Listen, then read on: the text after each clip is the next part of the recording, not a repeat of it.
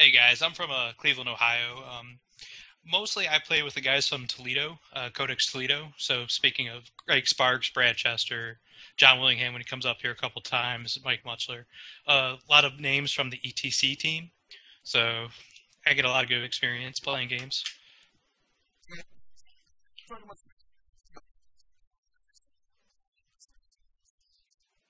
Oh, Space Marines is my first army. I've been playing them for 12 years now, more competitively for the past 6 years. The primary list I play is a bike army, so using white scars, using all things bikes, bikes and land speeders.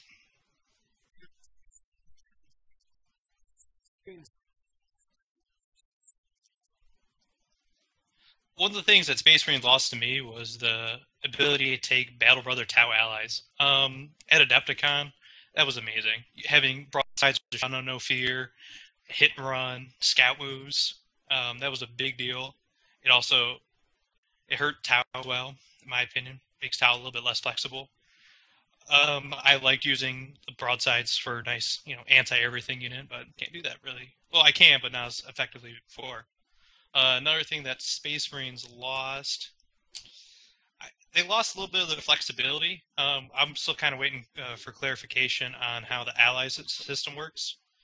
From the way it's worded now, even though it physically says in the codex that you can ally Space Marines and Space Marines, the new rulebook says you can't, unless it's multiple primary detachments. And if that's the case, that kind of stinks, because when I went to Du Bois, I ran White Scars and Iron Hands, so I had my cool Feel No Pain Chapter Master leading White Scars bike squads, but that doesn't work anymore.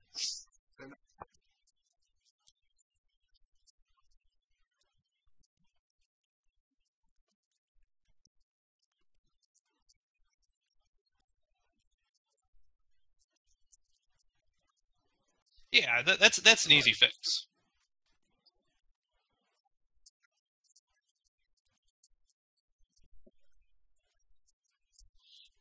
Mm, yeah. Oh, I use that all the time. So when my bike squads would, fall back 4 inches or whatever I rolled, and then they get that free 3 inch move plus 12 inches, that made a big difference. So I do see that hurting bike squads a little bit. Not so much tactical squads. I don't know. It really depends, but it did come into play numerous times during the course of sixth edition, and I think it will moving forward.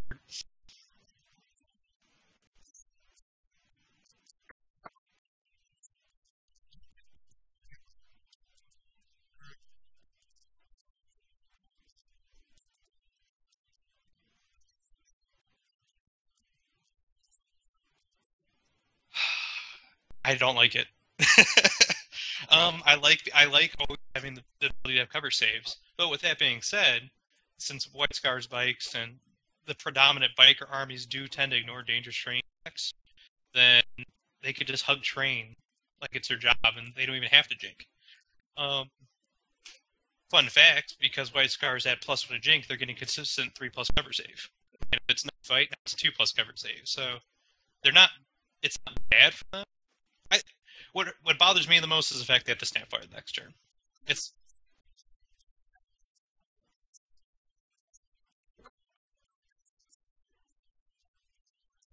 because I was watching a Dark Eldar game earlier today, and I don't even think they snap fired once.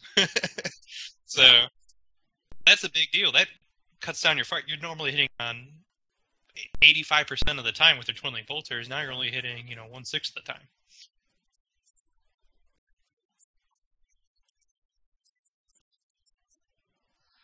Well, they gained Grey Knights. I know everyone's talking about Grey Knights, but the fact that Grey Knights add a lot to Codex Space Marines, for me they add a lot of things that Tau used to add for me. They're shooting platforms, the Paladin, Purifier, pods, even rifle dreads. They add that psychic element, which is going to be very, very, very, very important. I don't really like psychic powers, so I'm kind of annoyed. But uh,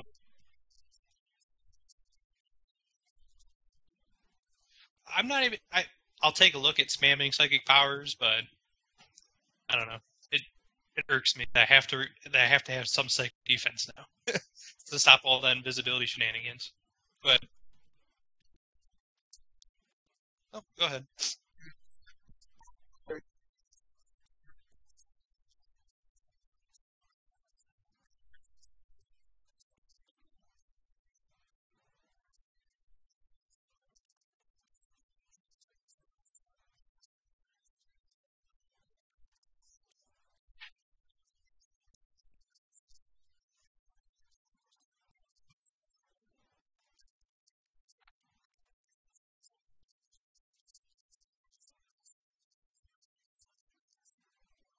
Well, I still think the transports are going to be invaluable. I didn't really dive into transports during 5th edition. I had bikes and land speeders. That's pretty much my entire list.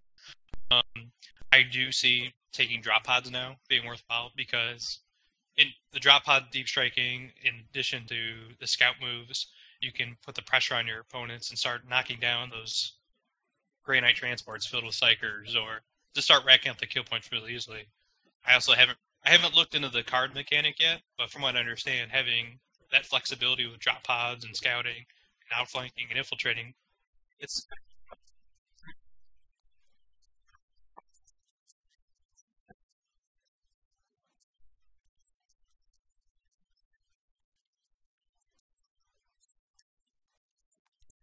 mhm.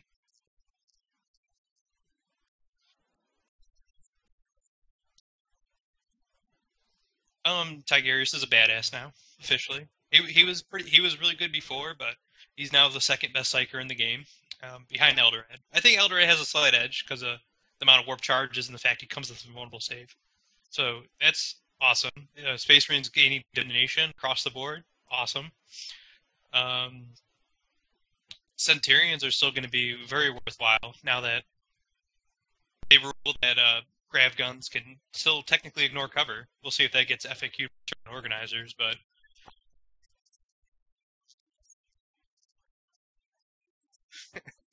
yeah.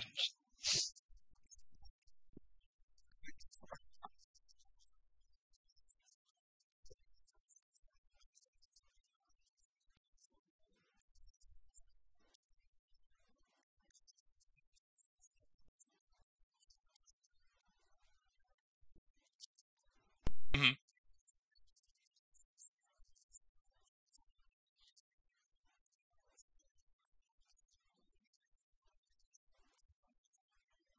Especially now when vehicles exploded, they even leave craters now. I think the vehicle's still there. So now that you're bringing rhinos, you're bringing drop pods, you're just providing terrain for your other units to hide behind.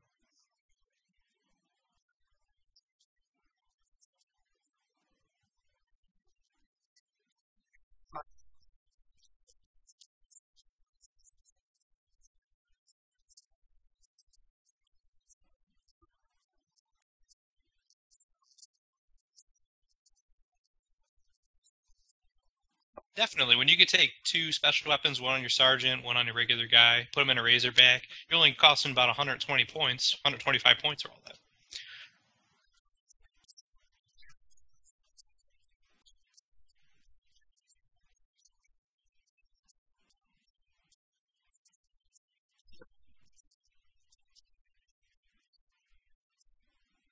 Um, Truthfully, I haven't really thought about it all that much. I'm sure there are some benefits. Everybody loves Helldrakes. Everybody loves, Chaos Spawn led by Chaos Lord. But to me, I don't really want Chaos in my army. or do I want Tyranids in my army? Just completely against everything I'm for.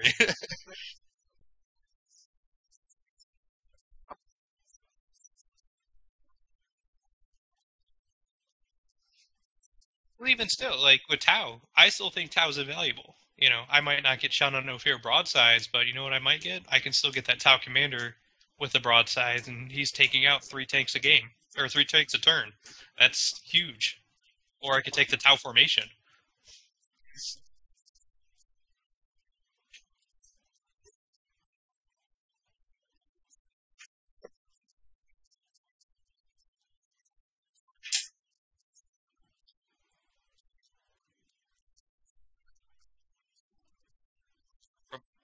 Or Black Templars. Black Templars get Land Raider Crusaders.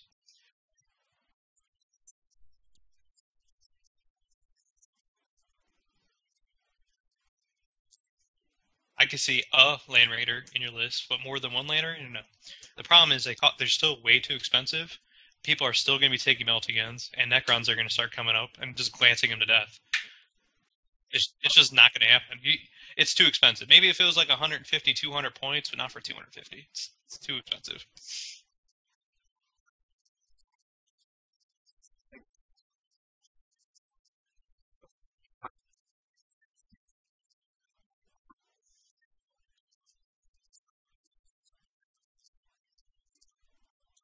Yeah, they just like I know even people were talking about Land Raiders with the rises, auto cannons and plasma guns in 6th edition, and you know what? When I faced Land Raider, it died in the first turn. Cool, game over. So you're still going to have that problem. They die to melta guns, really easy, and they get glanced to death.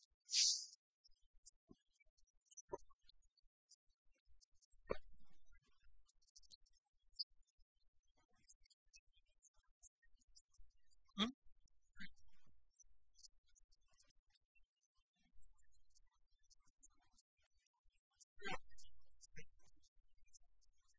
Oh, they're not just crawling across the field, but they take explosive damage. So they're taking, how many guys are in the squad? They're taking strength 4 hits, like Death Bolt assassins.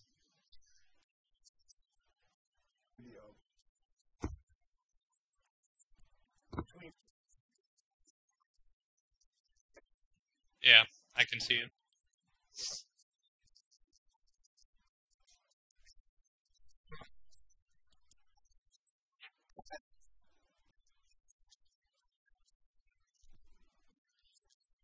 If somebody suggests I turn off the video, let's see if that helps.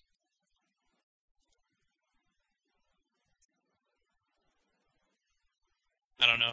I don't know if that's gonna fix it.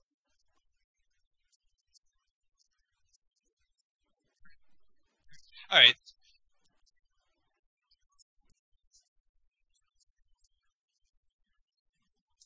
Well, there's definitely going to be a lot of Centurions. That's not going away.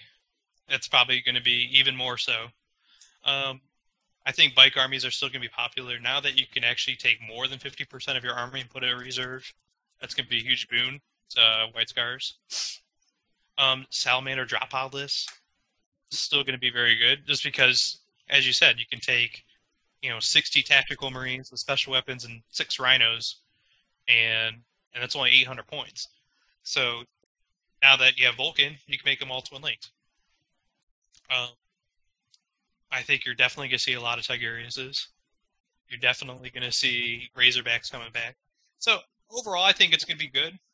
You're going to see a lot more diversity in Space Marine builds, but I think most lists that are tournament oriented are going to have Centurions as the base.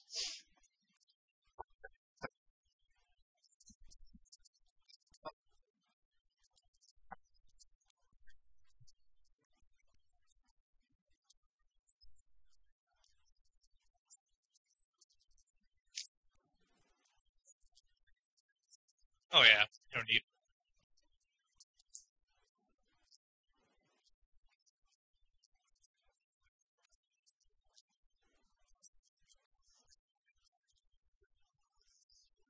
In the fact that psychic powers are now after the deployment and reserve phase, you could hypothetically take, Space Wolf Rune Priest or Kodiaz, put them in a drop pod with Sternguard, and then Sternguard becomes so much better. Because that was the main problem with Deep Striking Sternguard, is because you couldn't make them twin linked. Well, now you can. There's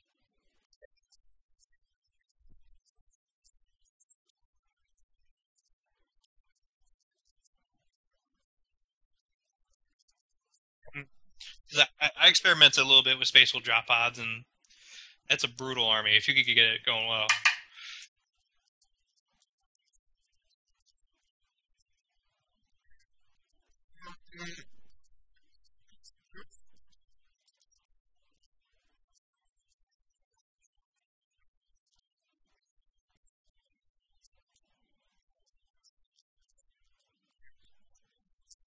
I just got the rules today, man.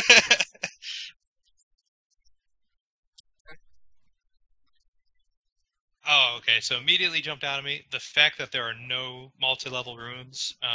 It's retarded. I can now hypothetically take my Land Raider and drive it up 3 floors and park my tank on top. Makes Yeah, that means you guys can't hide from the bikes. I'm charging you. Put your objective up there. I don't care. That's just stupid. The fact that now templates and flamers and blasts just hit every single floor, you're going to see. I might even take Vindicators now. Because if you put something in a ruin and I drop that large blast, it doesn't matter how you spread out. I'm hitting everything. Um, One of the big things that I don't like is the fact they got rid of focus fire and precision shots on all the sergeants. Like focus fire was a good way to take out specific characters, especially tanking chapter masters or tanking barons, or with precision shot, being able to pick off. particular guys in the squad that you wanted to die first. I did that all throughout Adepticon, and it came in really handy, especially against Peace Pack. So now that's just gone.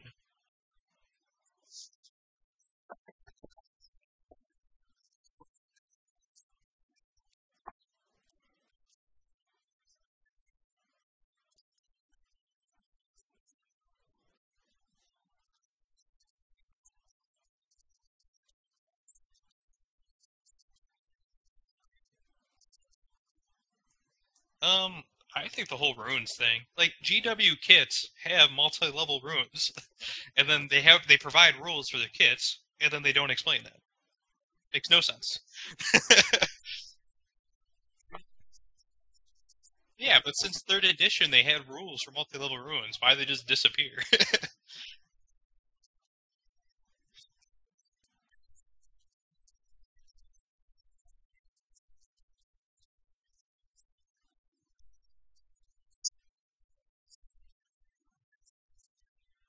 Mhm. And I'm okay with that, even though Jesse and I were joking earlier today. Why we could just drive bikes up there? I've never been able to do that, and I don't plan on doing it in any games coming up soon. But I can now, and that's retarded. I can put my Land Raider up there, and I can use the Waddly Mobble syndrome and put some dice down. Ta-da!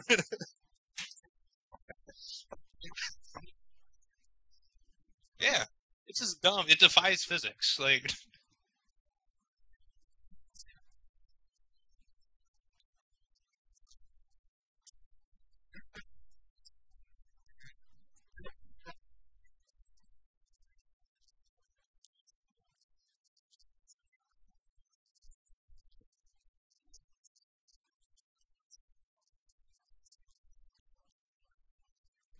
oh sure, no problem. We gotta work together.